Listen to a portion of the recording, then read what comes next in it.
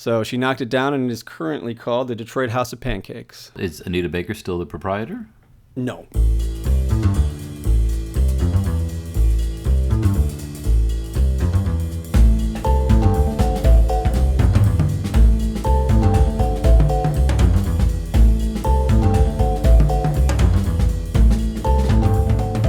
Waiting for the emotions to crest.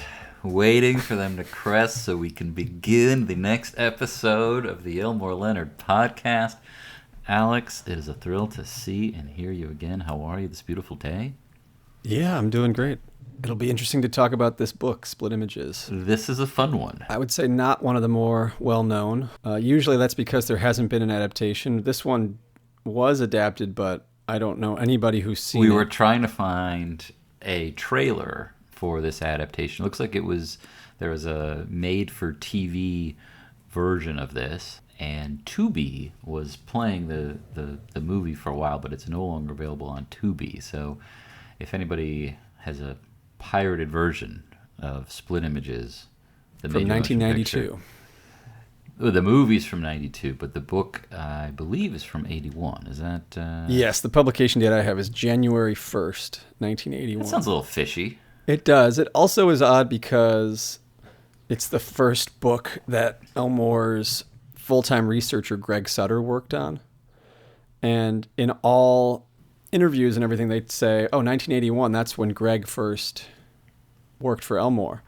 But if this is the book, which they also say this is the first book he worked on, and it came out January 1st, 1981, like the time doesn't really make any sense. So I don't know if the publication date is incorrect or, I'm not sure, but it's a little odd. We'll have to dig deep into But I am mystery. certain that Greg Sutter worked on this, because there's some scenes later that I asked Elmore about, and he said, that was Greg. Greg gave me all that info. Oh, wow. Well, I look forward to hearing about those. Yeah, I think this is the second book that Elmore wrote that is primarily set in Florida, and there's a bit of a run in the early 80s that, for me, and we've touched on it with some of our conversations in other podcasts and with Megan Abbott, La Brava, I think is, for me, it's my favorite Florida book. There's a lot of great Florida books, of course. There's quite a few books that are in Florida, but also 50% of it is in Detroit, which this one... Out of Sight. Exactly, Out of Sight in this one. And then Gold Coast is also a Florida book, but then it has multiple characters from Detroit. There's like a whole Detroit sequence at the start. Yeah, it's sort of people from Detroit who kind of migrated and semi-retired in Florida, and shenanigans ensue. But like Out of Sight, is kind of a first half Florida, second half Detroit book. This one goes back and forth a few times. It definitely does, and sometimes it takes a minute to realize. At least it took me a minute to realize where people were. You catch up pretty quickly.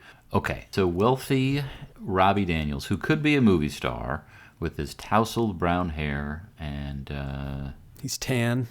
He's tan. He's got a cashmere sweater. So what else do you need? Yeah, so he has taken out this guy who may have been trying to rob the place, but.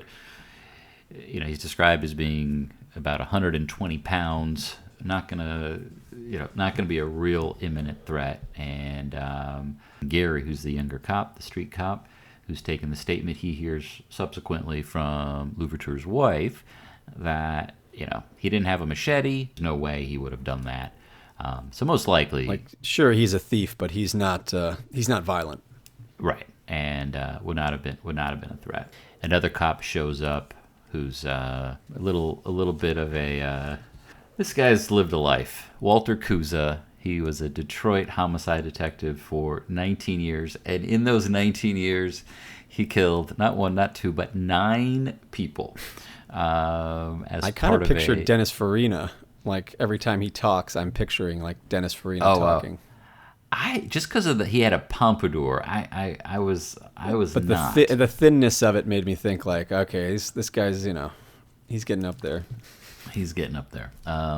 Walter had been part of a crack, super vigilant, probably illegal squad in Detroit police that it sounded like they were entrapping people, and I don't know how you stay on the force after killing 9 people, but But he shows up and starts chatting with Robbie, and Robbie's a charmer. I mean, he's kind of stale, but he you get the sense that he feels like he knows how to work people. He's a wealthy guy, and so maybe he's super good wealthy, at it. and he's not just wealthy. I mean, they say he's got like $100 million, coincidentally the same amount of money that Woody Ricks Right. has. Yeah. And another similarity between them is that they are both second generation wealthy, Woody and Robbie. So Robbie Daniels is the heir to the Daniels Fastener dynasty, which his father started, and they're one of the many suppliers to General Motors that, you make engine fasteners, and over the years you make tens of millions of dollars.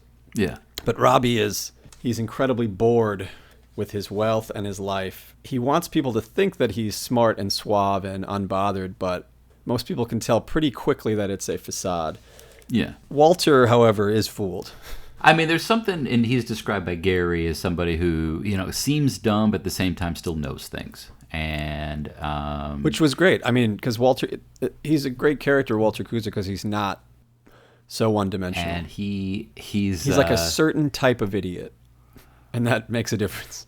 right. He's a bit of a brute, but not without some ambition, not without some. I mean, he's pretty good at what he does, and as we'll see, like he's put in charge of a lot of things. He may not be that smart, but he's got some skills. Well, He they and say, Robbie- he's a pretty good police officer. Like, Yeah. He's a good investigator, even if he doesn't, if he's not book smart. Yeah, I mean, other than the fact that he's killed 9 people. But he and Robbie start chit-chatting, and Robbie turns on the charm. And there's a fun moment where they're sitting in sort of a kind of like a little clubhouse, I guess. I mean, it's there's a bar and they're Robbie's hanging man out. cave. Exactly. It's Robbie's man cave, and With booze Walter's and guns and his lame book collection. and no ashtray. But Which Walter's a smoker, and he's fiending for one. yeah, and he ends up using. He thinks it's an ashtray. It turns out to be some kind of a trophy from from Robbie's golf club or something like that. There's a woman there, and not Robbie's wife. Her name is Angela, and she's a reporter. She's doing an article on Robbie and some other rich folk for Esquire magazine, and it seems like they're hooking up. Yeah, Walter assumes they are. Walter assumes they are. Yeah. He tells Gary, I didn't ask him, but I'm pretty sure he is. Yeah. He's not confused about certain things. But yeah, we're talking about Walter not being book smart, but to him, Robbie, he presents himself as a bit of a reader, but then you find out what kind of books Robbie's reading, and they're all like historical fiction of like the hunter who tried to shoot Hitler, and Right. the assassin who tried to kill Churchill, or the assassin who shot the president's daughter. And Walter says, the president's daughter? And he says, yeah, he was trying to hit the president but missed. Yeah. That actually reminded me of a dinner I had with Elmore where my friend John was on leave from the military. He did a few tours in Iraq. Oh, wow. And we had dinner with Peter and Elmore and John, and me and Peter and Elmore just kept asking him this kind of military scenario, like, all right, Yeah. soldier, you have the target in your sight. The little girl walks by with the balloon. Oh, What do God. you do? So I like, knowing how funny Elmore was, that he put a little bit of that into Yeah. the background for Robbie's taste in books. What did John do? Was he a sniper, or what was his? No, he what was worked his for gig? like the meteorology department of like a tank battalion. Like, basically didn't see like direct combat. All right. Well, either way, thank you for your service, John. They're hanging out. They're chatting. Robbie asks him like, "Who?" Walter confides in him a little bit. He's like, "There's something off about this guy," but he starts sharing, and he's drunk. I mean, he's drinking. Robbie keeps refilling his glass. I think he assigns importance to him for being successful. That Walter thinks that what Robbie has to say is wise and important because the man is wealthy. Right. He tells him that he's actually getting sued by the family of a victim. He and the Detroit Police Department. He's really opening them up. Really opening up. There is a great bit. They're talking about some of the books, like you said, Alex, in the library. One of them is there's a reference to Gorky Park, which is one of my all-time favorite books. Yeah, one of your faves. Yeah, and seems like Elmore liked it too. So that was cool. Little shout out. He doesn't actually say the book. He just says it's set in Moscow and 3 people who had their faces taken off, which is the beginning of Gorky Park. And then Daniels asks him, hypothetically, just for fun, like, who would you like to kill? World leaders. Maybe you help me kill somebody who needs it. And Walter kind of agrees. And pretty quick, Daniels is like, all right, well, first off, this whole time it's been very casual, very friendly. But as soon as Walter nibbles at going to work for him, Robbie basically just says, like, okay, no more of this Robbie shit. From now on, you call me Mr. Daniels. And also, you got to quit smoking. And Walter's basically thrown his life away in this one chapter. And so I don't try to think of Elmore's books as being allegorical, but there is something in the contrast of these two guys where they're both from Detroit, but Robbie is from the East Side, the son of a successful, auto industry business owner, and then Walter is from Hamtramck, and he's the son of an auto worker. Right.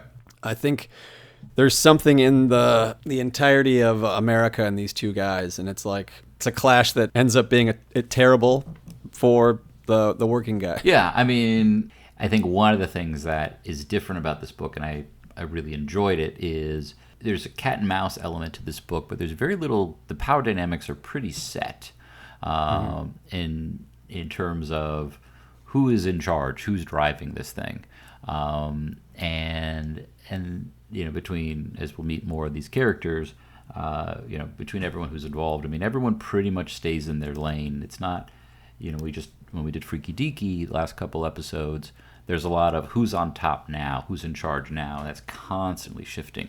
Whereas in Split Images, Robbie he's not necessarily getting everything he wants throughout, but he is very much in the driver's seat and in control for the most part.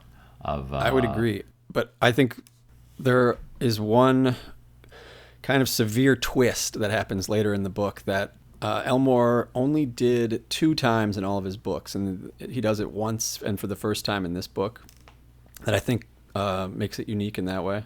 Yeah, well, we'll get there. Yeah, we will get there. All right, so let's jump up to Detroit. Walter is on trial. Real quick, there's one more line I want to get to. You mentioned that Angela was there profiling Robbie, and she's still there while Robbie and Walter are talking in this man cave. And she says, hey, can I talk to you for a second? Robbie's like, no. So basically she leaves, and Walter's like, what's the deal with that? And Robbie says a line about her, which is...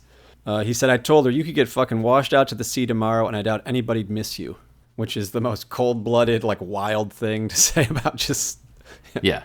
So, yeah. Well, he and Robbie is some of the ways that he tries to... The way that he introduced himself, particularly to women. Oh, my God. His, stock line. His stock line, which is pretty tacky, that we'll get to. I do have to say, after reading Split Images, do you still think of Chris Mankowski from Freaky Deaky as a scumbag? Yes. Compared to Robbie? No. Look, we can't say the rich guy who likes killing for fun is who we should hold the cop up to. Well, I think compared to Bryan. Compared to Bryan, that's fair. Bryan is definitely not a scumbag. Let's go meet Bryan. But I would say... I think this book's more complex than you'd think. I think it has some kind of B-movie trappings. It has some, basically a serial killer. It has some, almost cliched police procedural things.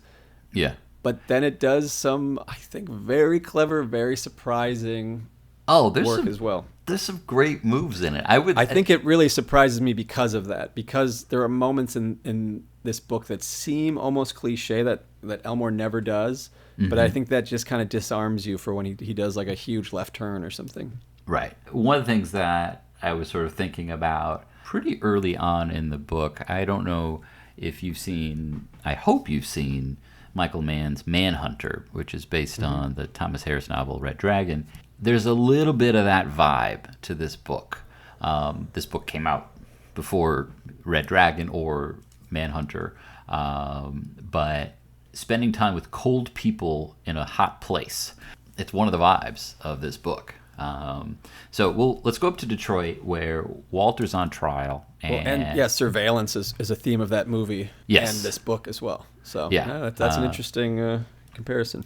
Yeah, it definitely made me think about it. So we head up to Detroit. There's a hearing. Yeah, we jump to the hearing that you mentioned. Walter is being sued. I mean, it's basically the Detroit Police Department is being sued by the family of the most recent guy that he shot. Essentially, the star witness is another cop, and his name's Bryan Hurd. He's a lieutenant. He's in homicide.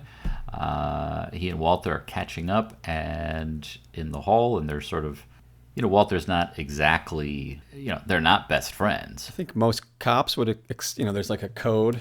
Yeah. A bro code. We also see Angela's there. She's made the trip up. But I think Bryan thinks of Walter as like the bad apple cop, and he thinks of himself as the more, justice-oriented, righteous cop. Yeah. One thing, just to touch on, and it does come up, they mention it, it's mentioned a handful of times throughout the book, is the assassination attempt on Ronald Reagan, who had been president for a little while. Oh, yeah. He got when shot. When was that? Wait. Yeah, this doesn't make any sense. Look, March 30th, 1981. How was this book published on January 1st? Well, the folks at Delacorte have some splaining to do. Yeah. It just must be like somebody entered it wrong on the internet 20 years ago, and it's been... First William Morrow hardcover printing, February 82. Okay, well, that makes a lot more sense. So 81 is him with Sutter. Yeah. All right. We solved that. So we're in Detroit. Walter and Bryan, who is a lieutenant in Detroit homicide, chat briefly, and Bryan takes the stand and is being questioned by the attorneys of the victim's family. It's sort of a fun scene that it's not just the attorney who's talking, but the whole family gets in on it. Bryan's answering the questions as best he can. Walter's lawyer does not seem to be doing much good. While Bryan's on the stand, though, he notices Angela. And she's there, she's taking notes, and they connect. I mean, it is basically love at first sight. Well, she makes a note when she sees Bryan and writes "nifty" next to his name. Right. Which I was then curious. I had to look up, like, where does this word come from? Tell us. It originates in the 1860s, and no one knows where it comes from. So that's it.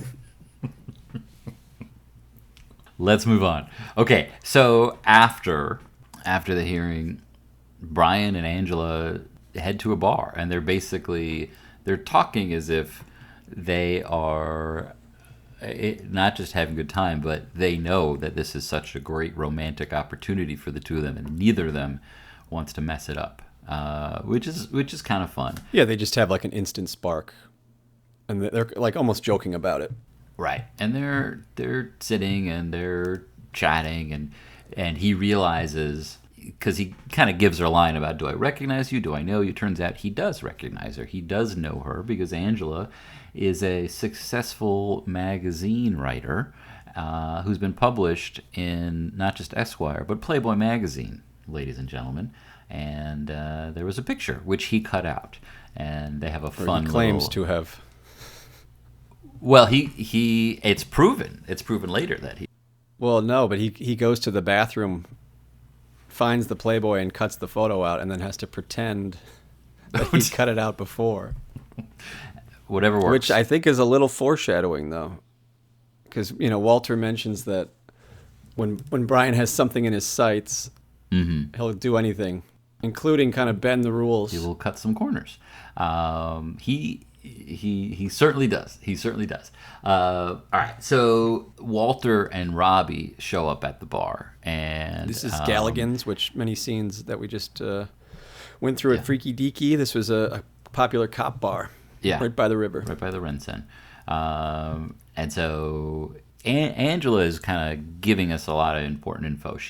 It tells Bryan that Walter is now Robbie's bodyguard, and she's the one who says, very clearly that he likes to kill people. And he says, how do you know that? And she tells him about Louverture Demion, and the Chrysler exec that Robbie shot in a duck blind, which is not unlike Dick Cheney accidentally shooting that guy a few years back. But yeah, no, that guy didn't. I don't think that guy died. No, he did not. He just got grazed a little bit. But she, basically knows that he's killed at least 2 people. While Angela and Bryan are getting to know each other and having fun, Daniels is there giving Walter advice. Like, how do we do this? And he doesn't want to see. He states it very clearly. He doesn't want to see Walter get in trouble or be in trouble because he needs Walter for what he calls the big one. Daniels is definitely, this is he is definitely in the greatest game mode where he wants to... the most dangerous game. Most dangerous game, thank you. He wants to, hunt somebody down, somebody who deserves to die. They want to be Batman, basically. They want to go beyond the law and take out people who deserve to die. But only so they could actually satisfy the urge to kill. Yes, of course. Yeah. And he doesn't actually care. But so he suggests we get rid of Curtis, who is the victim's brother. And they talk about it, but they don't really make much plans. And then Daniels brings Walter over to Angela and Bryan. And he's really sort of treating him like a pet. One thing I think it happens before this is Angela shares his first meeting. And so when we talked about his pickup line that he uses, something along the lines of, I want to tie you up and fuck you until your socks come off, or fuck your socks off, or something like that. And it's just kind of like... But he, deadpans it. He thinks it's cute. Right. He thinks it's like, oh, look at me. I said an outrageous thing. Isn't that funny? Yes. And so Robbie's a charmer. He comes over and, and we have there's a little bit of an echo, sort of a little, Freaky Deaky came later, but we have a very awkward car ride because basically, he's treating Walter like a pet, even to the extent where he says that, Angela, you need to ride somewhere where Walter can take you anywhere that you need to go. And Bryan actually steps in. He's like, okay, well, can he take us to my car? And Robbie's like, sure, why not? So they get the ride. Walter's taking him. Bryan's kind of messing with him in the car. Walter tells him off, and they're driving to Bryan's house near Palmer Park, which the beginning of City Primeval, the judge is shot right near Palmer Park. Maybe some of the bullet holes from killing the judge ended up in Bryan's, because Bryan's got bullet holes. He's got bullet holes in his apartment, and he also has an evidence bag from of a deceased woman. And they borrow some of her weed and enjoy themselves a little bit. So we're sort of jumping back and forth between Angela and Bryan and Robbie at his place in Detroit with his dear wife Patty. It's not a happy marriage, and we learn that Robbie is basically slowly but surely liquidating the family business in terms of getting rid of the equipment and all that stuff. They're having a series of auctions. And he says he's always hated it. He's glad to be done with the auto industry. Did you notice that he said his dad always wanted to go to Schweitzer's, but he wanted to go to Little Harry's? Yes. Which Little Harry's is the birds and the bees talk from Freaky Deaky. From Freaky Deaky. I looked it up, actually. I looked up what happened to Little Harry's, because Little Harry's is over by Jefferson, not too far from Galligan's. And it's built in 1850, and then in 1991 it was bought by the singer Anita Baker. Oh. And she almost immediately said, I have to knock it down. It's too expensive. So she knocked it down, and it is currently called the Detroit House of Pancakes. Is Anita Baker still the proprietor? No. But I don't know how people do this. They buy like a place on the historic register and just kind of ignore. It's happened a lot of places in Detroit. I know in many places that historic designation doesn't prevent you from doing anything, but if you do improvements, you can get some sort of funding from a state or government, the state or from some municipality to help preserve it sometimes. But it doesn't necessarily prevent you from knocking the whole thing down. Anyway, that's our... We're informing the listeners. We have a diverse... They're not going to know that nifty, nobody knows what it came from, okay? That's important. Here's the thing. You cannot tear down a historic building unless you have defined the term nifty. So just Good luck. Deal with it, people. We're jumping back and forth. Patty, Robbie's wife, they're not happy. We learn that Brian walks in and Patty walks in while Robbie's watching the Reagan assassination attempt. Because Robbie he's an early investor in video equipment. Yeah. He has all kinds of camcorders and, his office is under constant surveillance. But he also has like a VCR, this is 1981. Yeah. So this stuff is all, I think they even comment that it all costs tens of thousands of dollars. But he is obsessed with watching this video, this Reagan video. It said the day that his wife walked in, he'd watched it 9 times that day. Yeah, no, he's studying the whole thing. I mean, this is just a taste of the video stuff. So he and Walter are watching the Reagan assassination attempt. Brian and Angela are getting it on back at Brian's place. And Robbie is putting a plan in place. He gets Walter a new lawyer, and he also starts making plans to go see Curtis, the victim's brother. And Walter is actually, I think one of the things that's fun about Walter and Robbie is even though Walter's very much the employee, Walter speaks his mind pretty much throughout, and he's not wild about some of Robbie's ideas, some of the things that Robbie wants to do, but at the same time, he goes along with it. He's getting a little annoyed pretty early on with Robbie, but and Robbie's and he's a little just confused because Robbie shows him the photo of the dictator with the little kid. Yeah. Yeah, he's just not being immediately forthcoming with like exactly what he's doing. Right, and I got the sense that Robbie was sort of doing that as a way to like further manipulate Walter. Like, okay, I know you're frustrated now, but if you keep doing what I tell you to do, then you're gonna be part of this historical event, and we're gonna take this guy out. Walter first thinks that we're killing a kid, and it's like no, this picture's 30 years old. This guy's grown up. So we're back with Brian and Angela in the morning. They did not make sweet love, and it's kind of interesting because throughout their relationship, it is not smooth sailing. There's a lot of little back and forth between them. There's a little bit of, I wouldn't call it bickering, but they are very honest with each other about things that... Well, they've both been married, they say. They're both divorcees, which very common in the work of Elmore Leonard, post his own divorce. Should we consider a character as a divorcee? Does that qualify for Elmore Bingo, do you think? I think it should. All right, so we'll have to add that to... I found another one that we should add to the bingo list. All right. It's mentioning the Cuban refugees who fled from Mariel, the Marielitos. The Marielitos, okay. They are mentioned in, I would say, a dozen books. Yeah, okay. So off the top of my head, we've got former boxer, former clergy, the Crow family, a divorce, Marielitos, early times bourbon with or without ice, I think counts. Usually overshaved ice. And advertising. Because we're getting a bingo very fast in this book.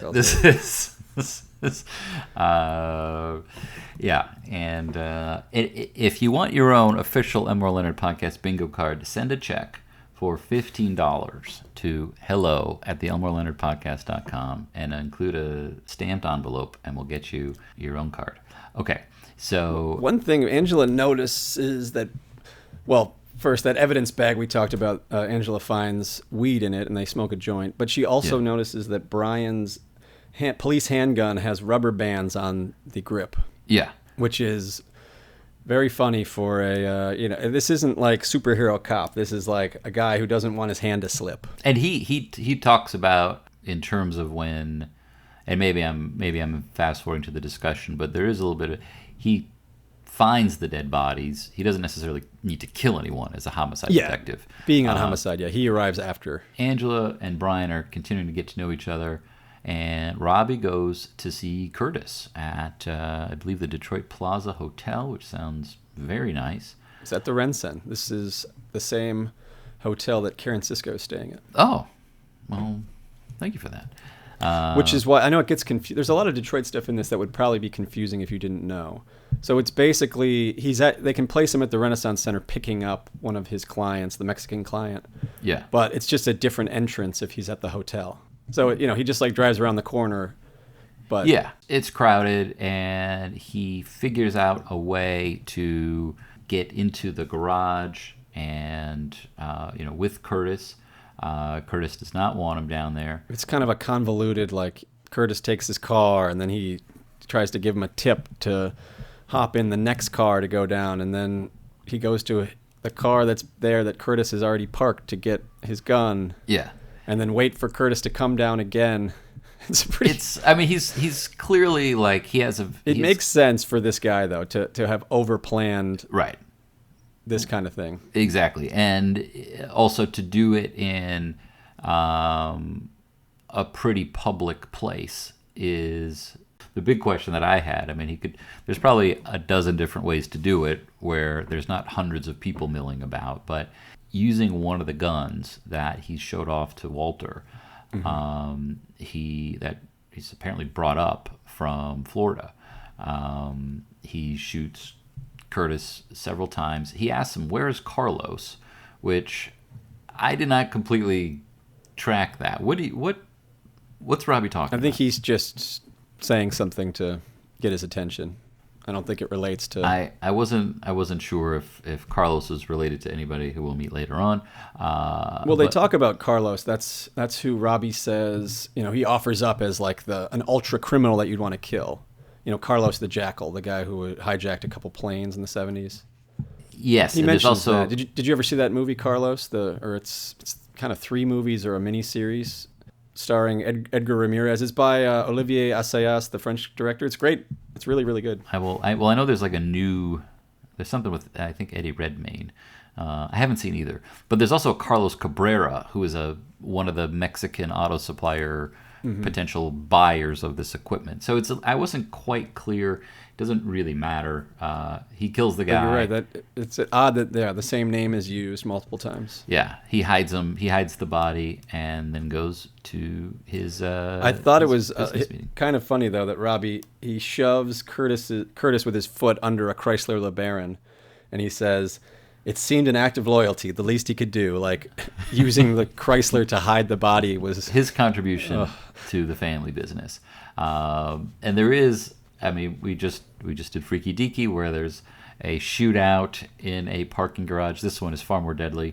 But yeah, we're back in a parking garage. But when we go back to Brian and Angela, yeah, they talk a bit about, and later in the book it's talked about kind of just the randomness or the nonsensicality of murder. Yeah.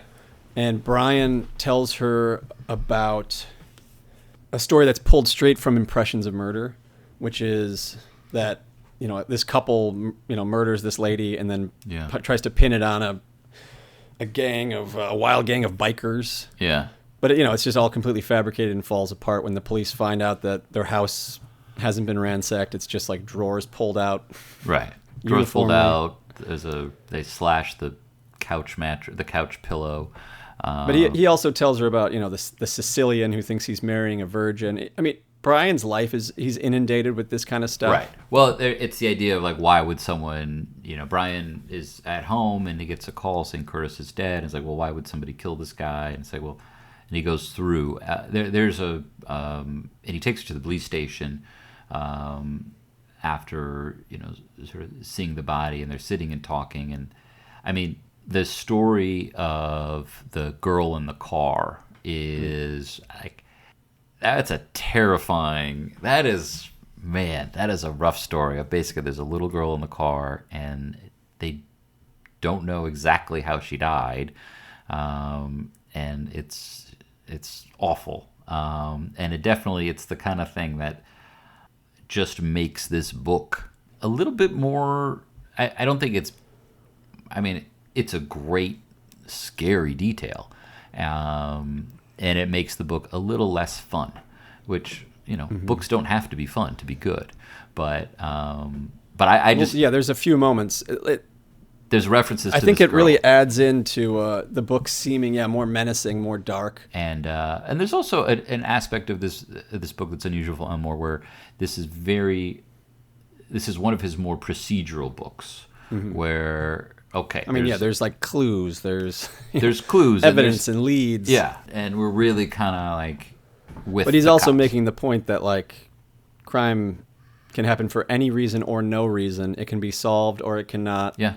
And so they're trying to get their hands around it. They're trying to figure out, okay, who killed Curtis? Brian's thinking, let's bring in Walter. But we also meet the other We meet some other detectives cops. from Homicide, and they do have kind of one-to-one equivalents from City Primeval and Freaky Deaky, where you have in those previous books, or in Freaky Deaky, you have Maureen Downey. Mm-hmm. In this book, Annie. you have Annie McGuire, and then in Wendell Robinson, you have Jim Malick. Yeah.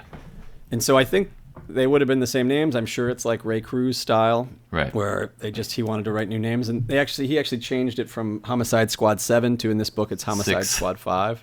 Oh, I thought it was 6.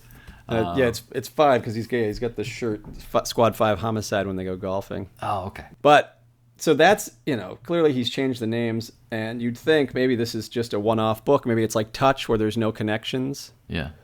But we mentioned him at the start of the book. The book opens with Gary Hammond, Mm-hmm. and he is one of the main characters in Maximum Bob, which then connects to the Crow family, which then connects to a million books. So it's one of the only times it happens where it connects to books and then also is directly conflicting. I feel like Yeah. Elmore's research was like airtight with this kind of thing. I mean, it kind of reads like the names were changed to protect the witnesses or something like that. Yeah. Yeah, that could be. But so there's a murder to solve, and Angela and Brian, they go back to the bar, and Angela shares, hey, I gotta go back home. I got a birthday coming up. I gotta see my parents. I gotta finish some work, and they kind of get into what is it's sort of a similar conversation between Chris and Greta about people being different, and sort of after that first thrush of endorphins and romance and googly eyes, and so they're both trying to figure out where they stand. They're both trying to not push it. It's a fun scene. Not as fun. Yeah, they do have that, that kind of brief moments like we've talked about. Yeah, it happens in Freaky Deaky and Out of Sight, where I think they're realistic, though. It has a moment where, like, the kind of overwhelming, like immediacy is gone for a second. Right. And they think like, oh, is this going to fade forever? But, I think that's normal doubt in a new relationship, but they both are determined to see it through. Yeah. On the heels of that, Brian goes and interrogates Walter. I mean, it's an interrogation scene between two cops.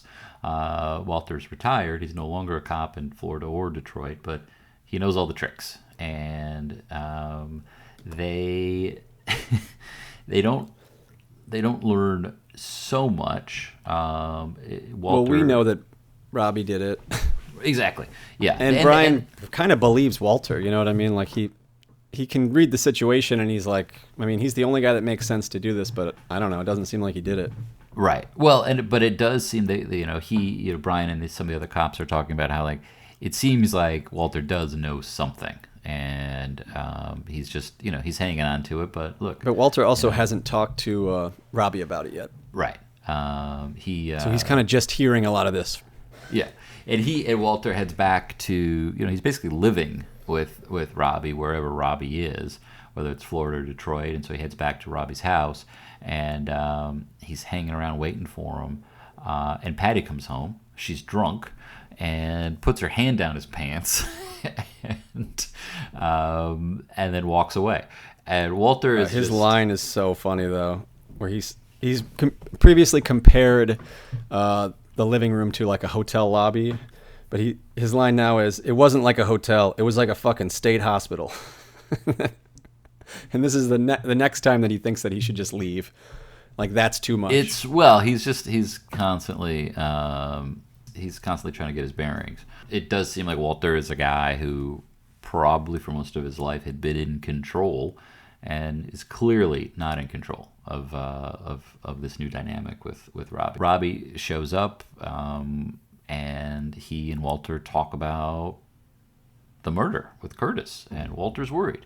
Robbie is not. Yeah, Robbie's like, look, this guy, they're going to be happy that, the lawsuit can't go forward. Like, they're not going to do anything to get a conviction. But also, like, every time Walter sort of expresses some kind of doubt or frustration, Robbie sort of sweetens the pot. So first, Walter was upset about something, and he was upset about maybe killing Curtis. And Robbie says, hey, don't worry about it. We got to practice for the big one, and I'm going to bring you in on that, and it's going to be important, and you're going to be part of something important. And now he gives Walter a raise and tells him, hey, get ready for the big one. And basically it becomes clear the reason Robbie killed Curtis was just to practice and, for the big one. So we go back to Bryan. Angel's out of town, but he gets a call from his ex. And now here we have some, I would say, loose connections to other Elmore books. His ex's name is Peggy Doran, which is similar to the name Joe Doran, which is an unproduced screenplay called Joe Doran is a Dead Man that Elmore wrote for Clint Eastwood that was then changed to Mr. Majestic. So that one's pretty loose, but Peggy's getting married again, and her fiance's name is Paul Scallon, which is the name for one of the characters in the original 3:10 to Yuma short story. That is wild. Did you remember that? That takes an Elmore... Yes. You remember that. That was not... You're not referring to your secret chart that you have hidden somewhere. Well, that's why I have a list of all the names for this exact reason where I'm like, Paul Scallon, let me think. Oh, my God. Amazing. So Peggy is getting married, and he's thrilled because... Bryan is thrilled because he's not going to have to pay any more alimony. What good news. Another thing that is... There's a lot of exclamation points in this book. There's probably less than 10, but just in the last couple chapters, I'd say there's 4 or 5, which I think his point in the Elmore's, we're referring to Elmore's 10 rules for writing, that's limit exclamation marks. Yeah. And he even describes it as, these are the tips I've picked up along the way. Yeah. So I think you have to have broken the rules and learned. Well, there's figure it out. There's not that many, but it is, you do notice. Because, Angela later talks about writing and says, I want to write a book, no adverbs. Right. Which is, he says limit or use sparingly or, don't use them at all is mostly what he does. But so that's another thing where he's thinking about the mechanics of writing, even if he hasn't made the list yet. For sure. So Bryan and Annie head to Robbie's factory, to the family factory, and there's an auction going on. And this is one of the weirder scenes in the book to me.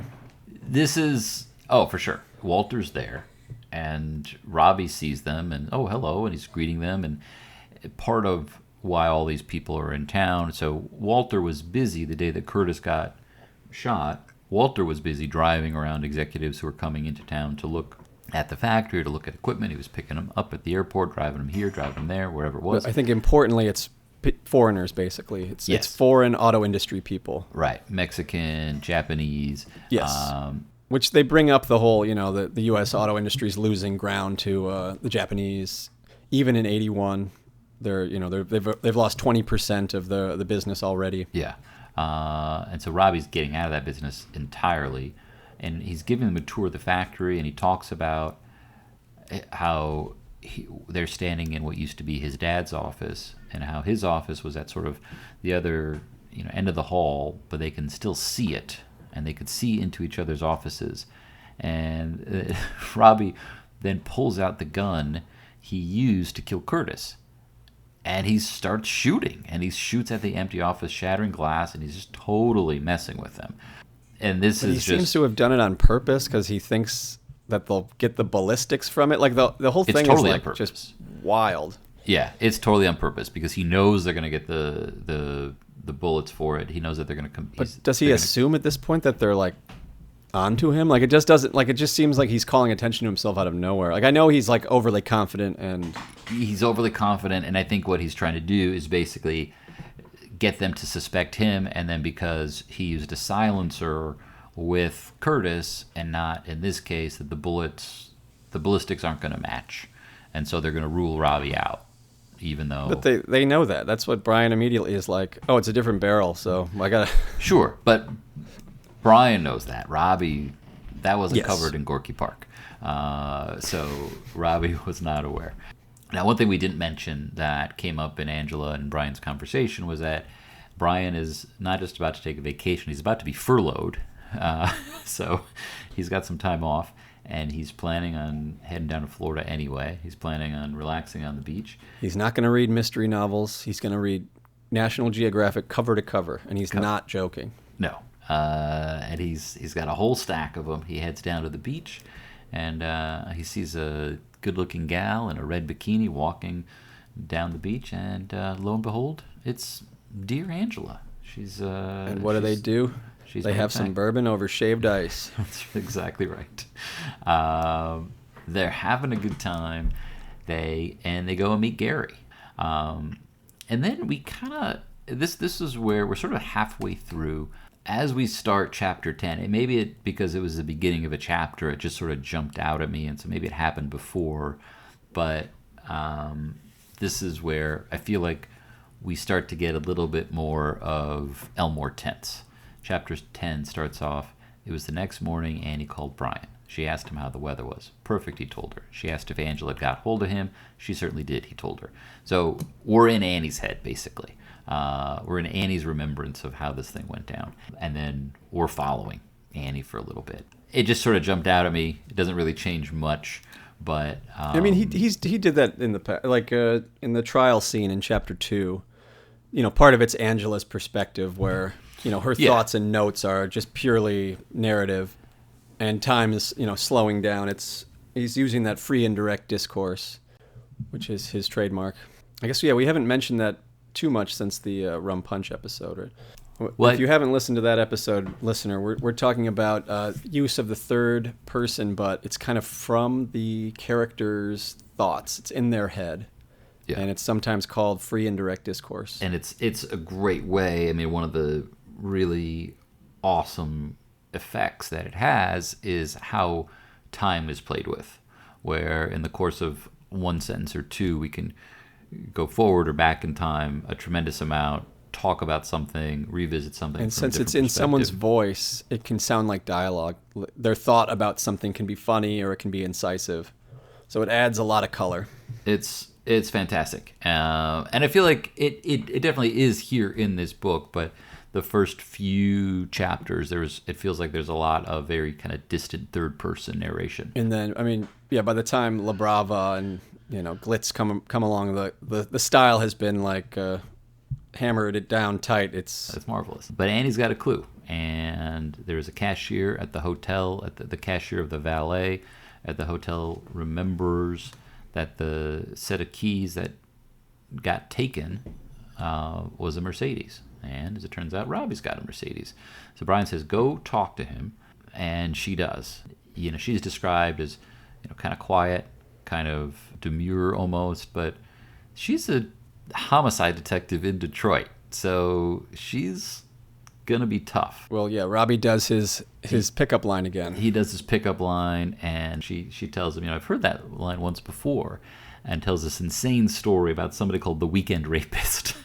It is a wild story, and it involved, you know, Annie getting stalked by a suspect, and she got the better of him. And what's interesting is that Robbie loves the story. He loves the story. You don't know whose side he's on, but he loves the story.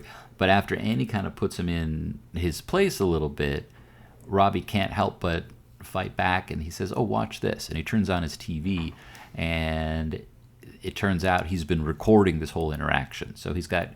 Before we saw, okay, he had a VCR before most people had VCRs and they're watching the Reagan assassination attempt. But now he's actually got cameras inside his house. And I'm sure the technology's real, but they say that it's basically motion censored, his office. So if somebody walks in, the camera will turn on, record, and then follow them. And then once they're out of that sight line, the next camera picks them up. Yeah. So, I mean, it must have just been like outrageously expensive. Yeah, they say it's about $100,000. And $1981. Yeah, so that's worth at least $102,000 today. So there's also, I mean, sort of looking back on this, there's also a little bit, I mentioned Manhunter, there's also a little bit of like, I think because of the video, There's a little bit of Girl with the Dragon Tattoo. Not obviously that was so techie and she was a hacker and all that, but just kind of like there's just a creepy vibe. I mean, this could have made a hell of an erotic thriller. Yeah, well, which is one of my favorite genres. We know we've listened to your other podcast, Alex Leonard's favorite erotic thrillers. Look, man, Basic Instinct I think is one of my top five movies of all time. Oh, really? What was the first time you saw Basic Instinct? I mean, probably 10 years ago. See, wait. I think the first reputation... time you saw Basic Instinct was 10 years ago? Yeah, I didn't see it when I was young. I mean, I knew the scene, the famous scene, but I think the movie got the wrong reputation as being... I mean, it is like an overly sexualized movie, but it's basically just like the most over-the-top Hitchcock riff. Yeah. It is a great movie, and... It's the most entertaining movie ever. It's great. I don't know if it's in my top 5, but it is... Yeah, I think it's the kind of movie, and the way that a movie is sold and what the movie actually is rarely actually line up, and that's fine. But yeah, I would say that that's an underrated movie because it does get a bad rap because of a few things. But yeah, that's another. The cops are pretty bad in that one. Well, this cop is. Yeah, I mean, Nick is the Michael Douglas character is shooter. He's got some problems. Well, and also he's a cokehead. He's a cokehead who everyone knows is a murderer. Yeah. God bless. All right, so Angela and Brian are going to go see Robbie, and then there's this little weird pause here where we actually don't know what happens to Annie. We see her watching the videotape of herself in Robbie's office, and then we cut to Angela and we cut to Brian and Robbie playing golf, and Robbie kills him at golf, and afterwards invites him over. Well, I mean, Robbie goes to the hotel and picks him up because they have that whole exchange where he says, go ahead, I'll have some coffee with Angie while you get dressed. And then Brian says, I am dressed. And he says, I mean for golf. And he says, I am dressed for golf. Because he's just wearing like a t-shirt, the Homicide t-shirt. And then Robbie loans him an entire head-to-toe yellow golf outfit. Yeah. And he kills him. Robbie's a much, much better golfer. And it says Brian even tried to cheat. Right. He got a 12-stroke handicap and tried to cheat and still lost by 20 strokes. In Robbie, I mean, like he's constantly pushing. Basically uses the same pattern on Brian that he used on Walter. Like who would he want to kill? And Brian just kind of laughs it off. Oh, but before that at the club, they run into Chi-Chi. Yes. After they play their round of golf, they're at the club having a drink, and they run into an acquaintance of Robbie's named Chi-Chi. Yeah. And Robbie clearly doesn't like the guy and basically accuses him of being like a coke dealer. Right. And then Chi-Chi gets back at him by saying like, oh, I saw your wife with the Polish count. And Robbie kind of flinches because he didn't know that his wife was around town. So right. Chi-Chi wins that one. Yeah. But it's just kind of a curious episode, and Brian clocks the weirdness of it.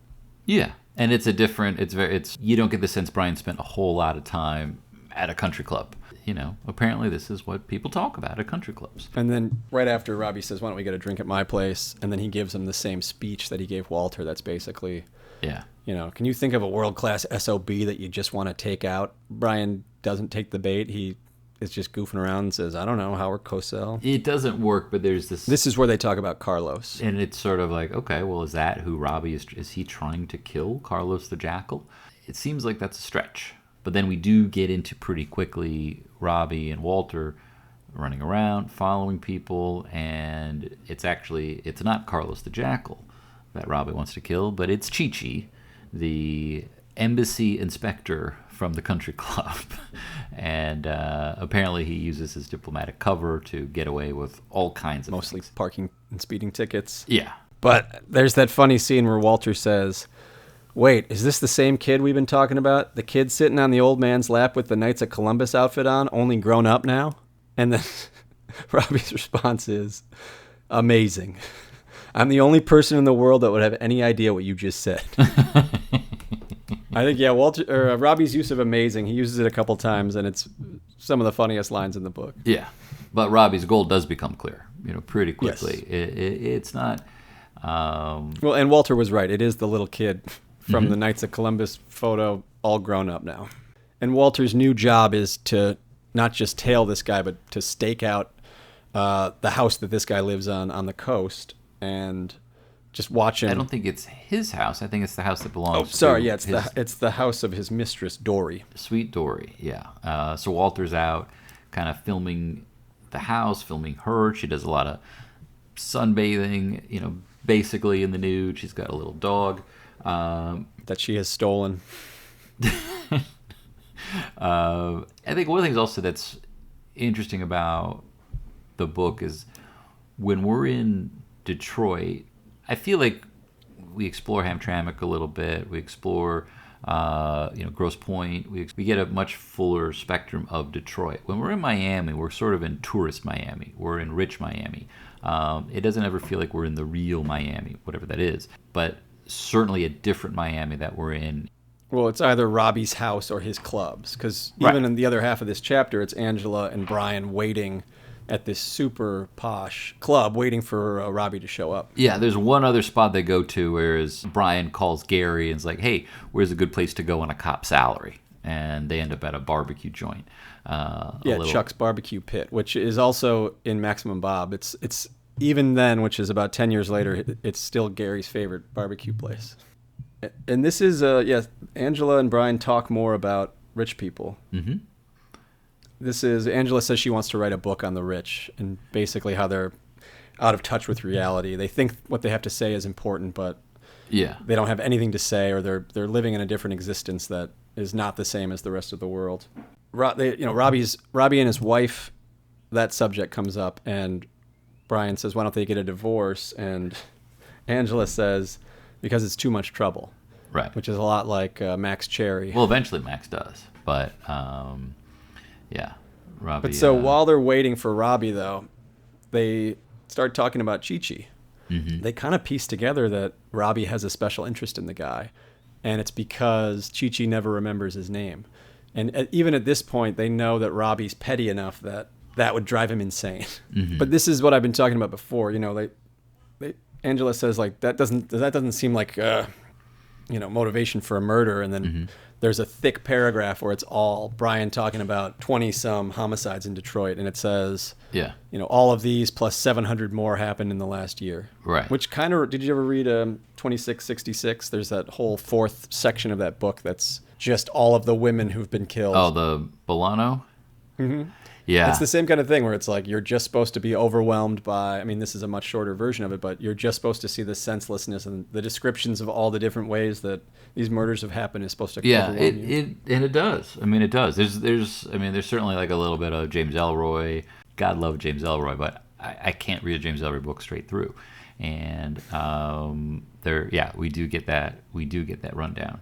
And so it's becoming kind of slowly clear what it is exactly that Robbie wants. The why of it isn't so clear, but for him, that's a good enough reason. He wants to do this thing anyway. It's almost like he doesn't really need a reason. Where he's like, even if it's dumb, it's as good as any. Yeah, exactly.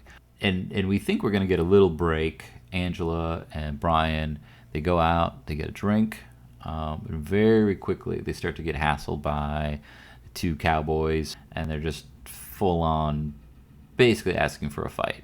And we're not exactly sure how Bryan's going to handle it, but pretty quickly he handles it.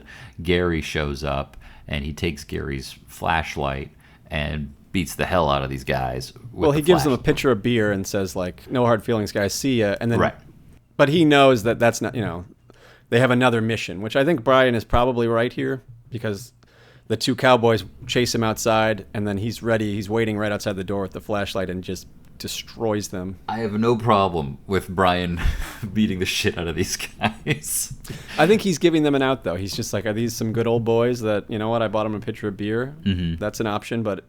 Yeah, no, and also, I think there's also like a level of, if you are a homicide detective, this is one of the differences between Walter and Bryan. Walter would have responded right away and probably shot these guys, and that's not Bryan.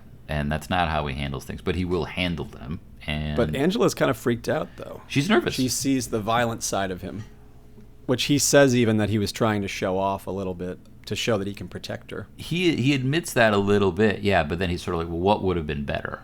You know, it would have been better if I would have shot these guys. Well, and he says that he's also nervous because he has to go back to Detroit. There's a new lead, so he has to leave for a day maybe. There is that, but yeah. So, and there's also, it's like this idea of these guys weren't there by accident. They were there to, essentially scare her off. Mm-hmm. We don't really know who sent them exactly, and it's kind of interesting because the way that they're scaring her off is pretty. I mean, they're acting like assholes, but it's. I know it's strange, but it's I'm not gonna call it a red herring, but it's definitely, it doesn't fully get resolved. Not that it needs to, but it happens, and it's really there to kind of raise the stakes and kind of introduce some tension between Angela and Bryan, and that's exactly what happens. And while this is going down, we also have Walter has returned to Robbie's place with the surveillance video. Right. And it's mostly Dory sunbathing naked. And that the footage of Dory sunbathing is actually your third favorite movie of all time, from what I understand from your other podcast. They can't hear you shaking your head or giving me the finger, Alex. I think the audience should be using their imagination. I hope they for are. my displeasure, Judd. I hope they are. So Bryan, he's got to go back to Detroit, but he is also trying to get on the same page with Walter. Mm-hmm. Angela sets up a meeting between them, and Bryan asks Walter for Robbie's gun. And Walter basically says, to go pound sand. And then Walter and Robbie are watching videos, hanging out. And I do feel like this was one of the funnier parts, though. It's not just Dory sunbathing. Walter basically gets video of Dory and Chi-Chi having sex. Yeah. And the exchange between them is so funny. I have to read some of it. Please do. Yeah. Robbie says, "Did you see anything?" "Yeah, they were going at it." "What were they doing?" "They were doing it," Walter said. "I mean, how were they doing it?" "Like you do it." "I mean, they were just doing it?" And Walter says, "I've been wondering whatever happened to just plain fucking." "Well, that's what they were doing." "Amazing," Robbie said. It covers it all. It's so funny. It actually reads like a transcript of a real conversation. I don't know how Elmore, he just had the gift. Even something like that scene just sounds like straight from a real conversation. Of two people from very different places and trying to communicate with each other. And even just that little tick, amazing, that Robbie says a few times. It's of all the hundreds of characters that Elmore has created, this guy is his own very specific weird rich guy. Right. And Robbie's plan becomes a little bit clearer. He's going to plant drugs on Chi-Chi, that some drugs Well, they were washed up. hoping that they would see a shipment that Chi-Chi picks up, and that's why he's got this house on the coast with Dory, is that a boat will show up and, Walter's surveillance will catch the drug shipment coming in, and that'll be, the proof that they've needed. But they just kind of get impatient, and Robbie's like, all right, just let's plant this big wet bundle of weed that I have. Right. A bunch of drugs, did wash ashore somewhere else, and it's Walter's job to carry it around. So when they do take out Chi-Chi, they're going to plant it on him, and no one will suspect Robbie. Annie and Bryan is back up in Detroit. He and Annie go see a potential witness who's a big shot in the ad world. Does it remind us of anybody we know? Well, it is a real guy. It's a real Detroit ad guy, so... Oh, really? I would have to assume he is a friend of Elmore's. I mean, this is tell us more. An actual... I mean, the guy, Bill Fay, I mean, he's just a real ad guy. I don't know. He must have been friends with him, because basically Elmore's saying that Bill Fay was cheating on his wife. So I'm assuming... Yes, no, exactly. It must have been a fun...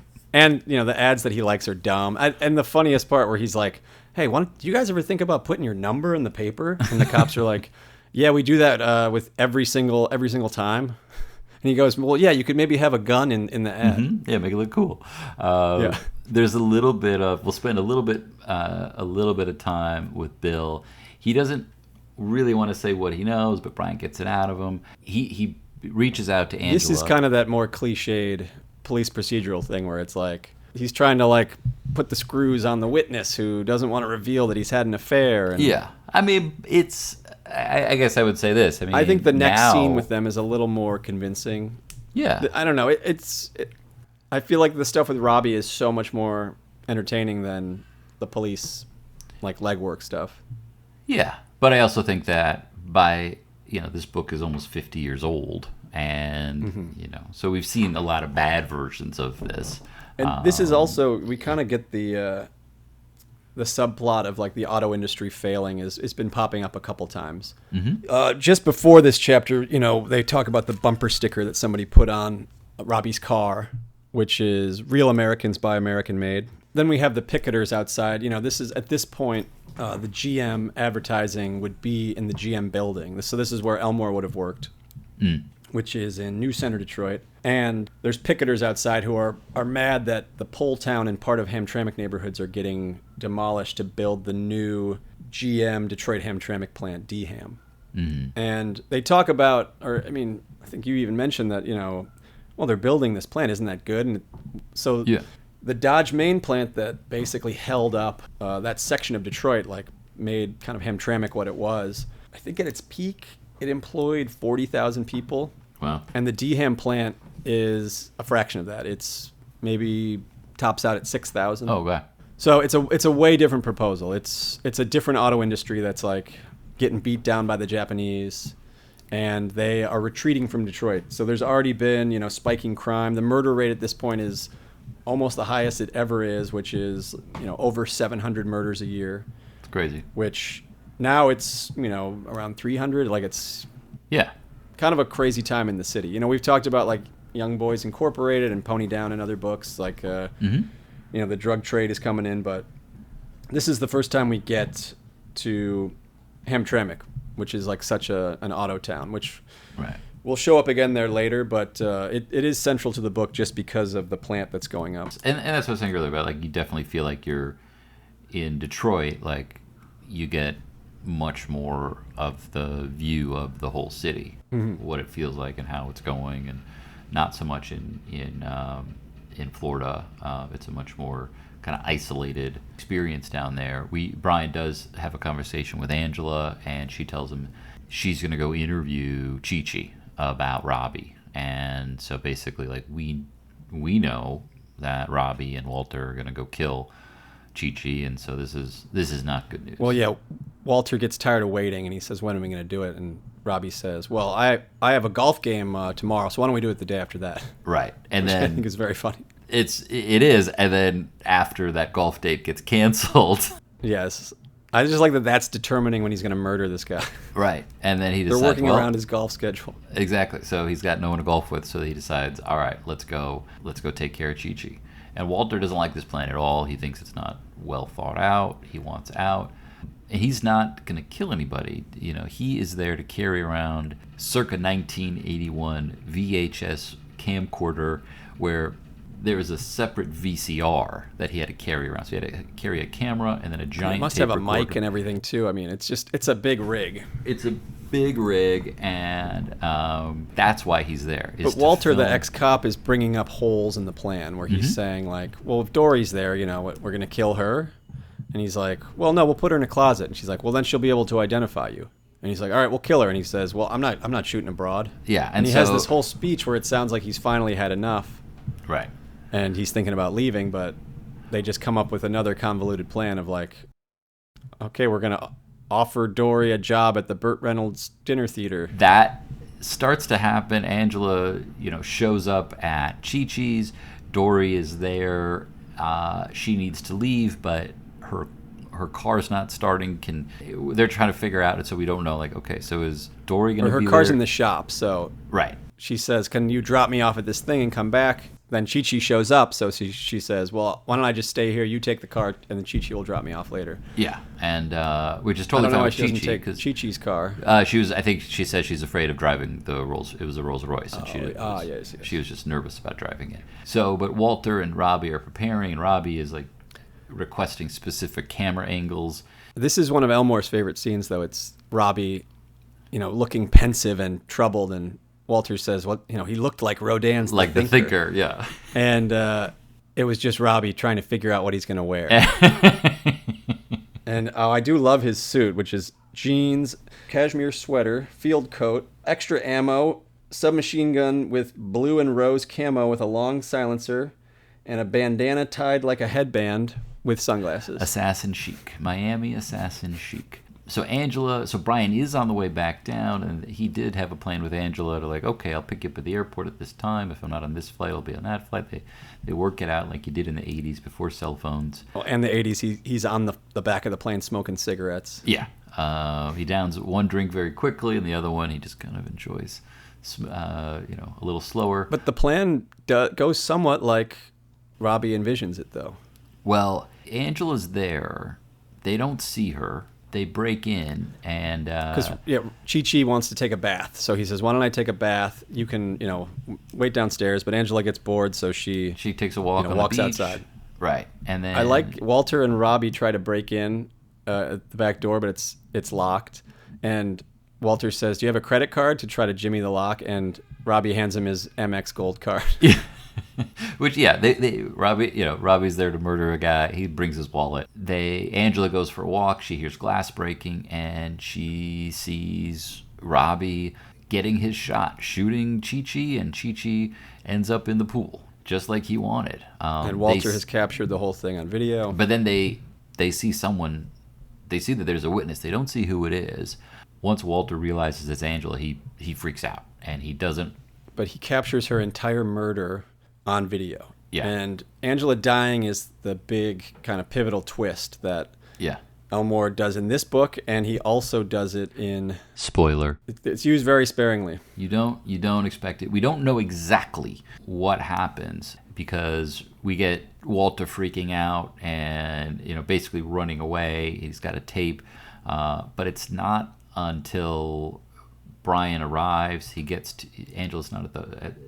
Angela's not waiting for him at the airport. He gets to the hotel, and Gary's there. He knows the look. He knows what cops have to do when they inform somebody that someone they know has died. And he goes out and screams at the ocean. In the morning, Gary picks him up at the hotel, takes him to the station, and the body's already been identified. And Brian is pretty tight-lipped. He does not talk about what he knows about Robbie. He doesn't say anything. Doesn't mention the guns that he's seen, because the cops know that a submachine gun was most likely involved. Yeah, and so we get the sense that okay, Brian's gonna go kill this guy. He ends up going and there's the funeral's in Arizona. He goes and he meets her family, and we think we know where this is going, but it jumps back again to this time Hamtramck. And Walter has had a big freak out. He's hiding out at his sister's house on Belmont Street. He's been drunk this whole time. He's basically quit. So I used to live a block away from where Walter's sister is on Yemen Street. Oh yeah, was she nice? And Walter's sister? Yeah.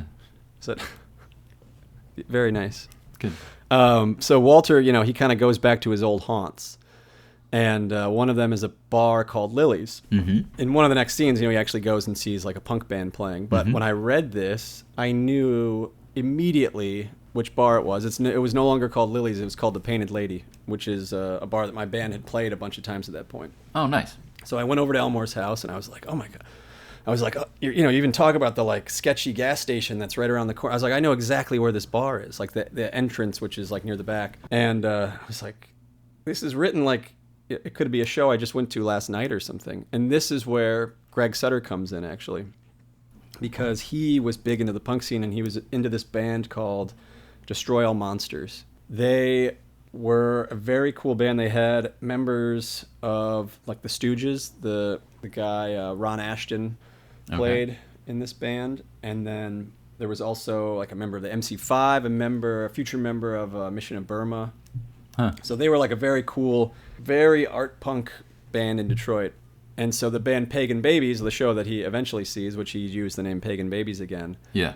to me is like another kind of anthropological, like he's captured this scene that I would think that at this point Elmore as a 56-year-old would have no idea about. So I'm very appreciative of that. Oh, it was great. It was great.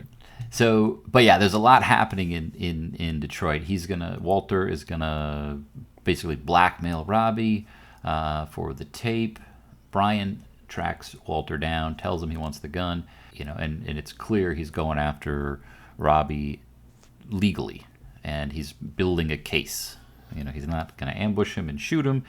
He wants to get him arrested. He sort of circles back, and he doesn't spend too much time. He goes and he gets that statement from Bill, the ad guy, who kind of reminds me a little bit of William H. Macy in Fargo. Not actually guilty like William H. Macy was. Just a little smarmy and just smarmy evasive. And nervous and trying to get away with it and it blowing up in his face. Just that aspect of it.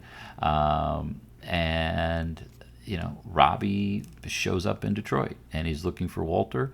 He tracks him down. He tracks him down to the bar. The Pagan Babies show. Go see Pagan Babies. They both kind of stick out, but it's a punk show, and so they don't fit in, but also no one's really paying attention to them. They go back to Walter's place. Walter has been drunk for probably a week straight at this point. He tries to reason with Robbie. They negotiate a deal, but before Walter can do anything, Robbie shoots him. And as soon as Walter brings out the tape, he's got the tape, and he's holding a gun. One tape. Well, I think it's the tape. Yeah, I don't think Walter knows how. Well, he left the Angela tape, is what I mean. Sure. Yes. Yeah. They reached the end of the one VHS tape with Chi-Chi dying. That's the one that Walter has, and he left in the camera. Right. So the police know how Angela died. They've got that video, but the more incriminating tape, which is the Chi-Chi tape, is the one that Robbie wants. Well, there's murders on both, but that's the one Robbie wants to watch and learn from and study and do all that. So Bryan shows up, finds Walter. He kind of breaks in. Yeah. And then this is another weird turning point in the book. Yeah. Where it's not explicitly stated, but I think the reason, Bryan basically moves the body to the Detroit Institute of Arts under the Thinker, Rodin's The Thinker, which is, 15-minute drive from this house on Belmont Street. But I can only imagine it's because of the police jurisdiction. Hamtramck is its own city. It's only like 2 square miles, but it has its own mayor and police force, even though it's surrounded on all sides by either Detroit or another little city called Highland Park. So does he move the body so that he can be in charge of this case? Well, it also just makes no sense because he brings the bullet from the wall, but he leaves like a bloody mess or cleans up.